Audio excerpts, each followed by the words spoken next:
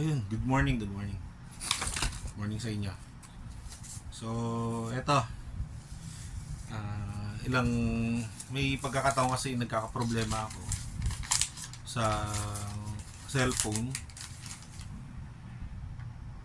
Kahit Mother's Day kahapon, ako yung binilihan ng cellphone. Unbox natin. So, ito kasama headset, tapos yun nga lang, kulay pink. May salamin pa, may salamin pa. Ayan. Maganda yan, maganda yung ano niya. Pwede kang manood ng kahit ano. Di ba? Habang naggagawa ako. Actually, itong lugar na to, side lang to ng bed. Siyempre, dito na rin ako nag-work. Ito, may printer ako. Dito ako gumagawa nung yung ginagawa ko na affidavit complaint. Dito ko chine-check yung mga then naka-assist at saka ang mismo talaga gumagawa yung mga kaibigan ko sa law school. Ayan.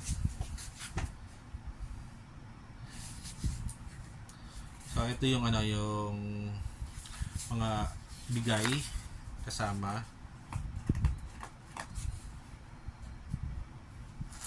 Ayan.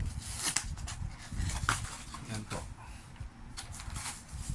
Meron siyang free na power bank. So 20 milliampere. Ayan, tabi na natin yung mga So ito po. This is Infinix Zero Ultra, 13 GB RAM, 256 GB ang So ayan, tagalin na natin yung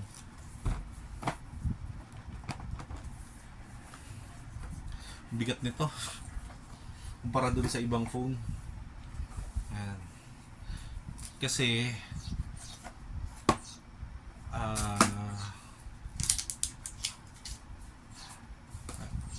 ayan 180 watts standard charge. Isa siya sa pinakamataas ang charging niya,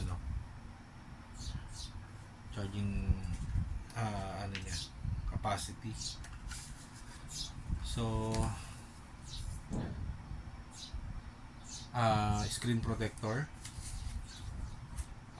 warranty card, then ito yung $1 nila,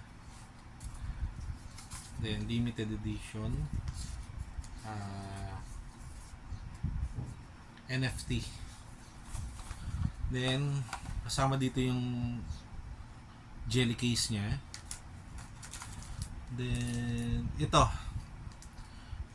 kasi wala siyang yung port para sa headset. So meron siyang nakakabit dun sa Type-C. Tapos ito yung converter. Then ito yung Type-C cable. Ang pagkakaiba dito, parehong dulo Type-C. Then this is the 180 watts maximum.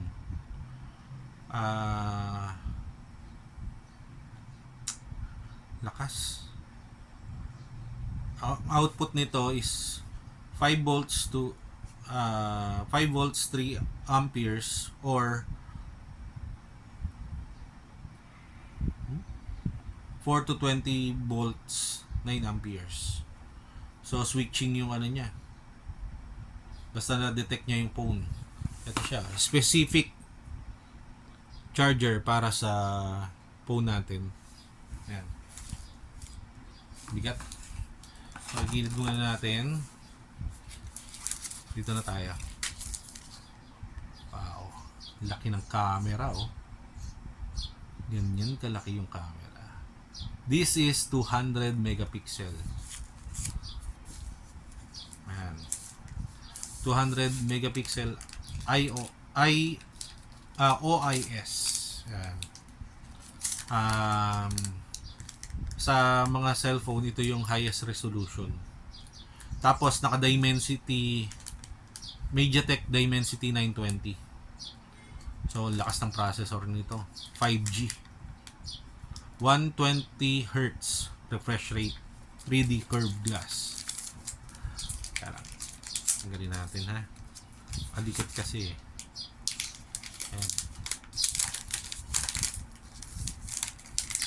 So ito siya. Ito yung ano, yung parang leather ano niya, side. Yan talaga yung stock niya, and then ito yung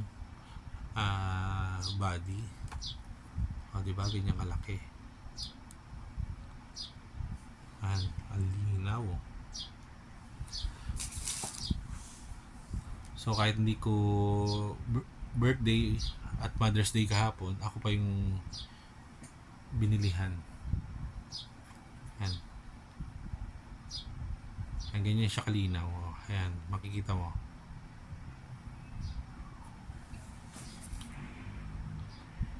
Ayan.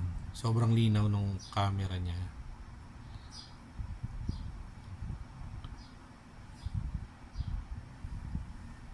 Nagbabounce lang kasi yung ilaw kaya masyadong bright. Ayan. Naka super night pala siya. Ayun. Ayan na. Diba? Yan siya kalinaw. Try natin i-on yung 200 megapixel. Ito. Gaano ka siya kalinaw.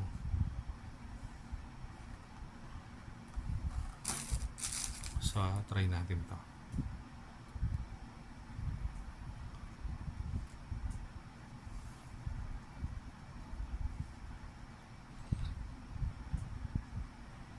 Yun. Kislap nung ano eh. Yan. Yan, kitang kita. Actually, pati dumi ng kuko ko. Kita. So, ito na ngayon yung gagamitin nating phone. Ayan, sobrang liwanag niya. AMOLED yan. Ito na yung gagamitin nating phone. Kasi syempre kailangan ko ang camera para sa trabaho, ang 5G sa communication, ang storage para sa files, etc. Tapos yung mga ibang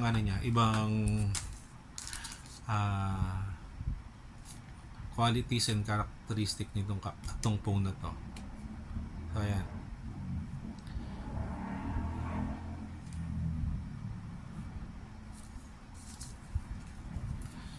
So ito yung pinaka-importante. Kasi kaming nagtatrabaho ng more on online, kailangan laging may charge. Yan. Ito yung isa kong power bank ko. Kasi yung ito yan yung phone na ginagamit ko ngayon is A22 5G. 18 watts ang lang niya, yung bilis ng charging.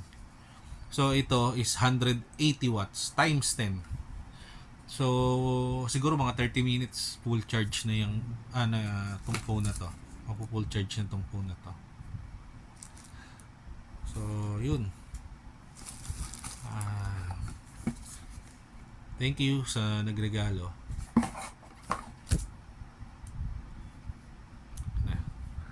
Nag-order na ako ng case kay Lazada. Kaya pwede na. Pwede ko nang gamitin to. Mga in 5 days darating yon. Magagamit ko na to para sa outdoor.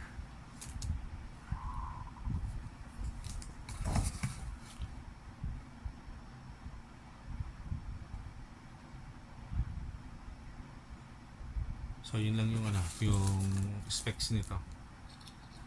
Maraming specs to kasi tatlong camera nito. Tapos 32 megapixel ang front cam. So maganda para sa selfie. Yan. Pag-aaralan ko pa talaga to.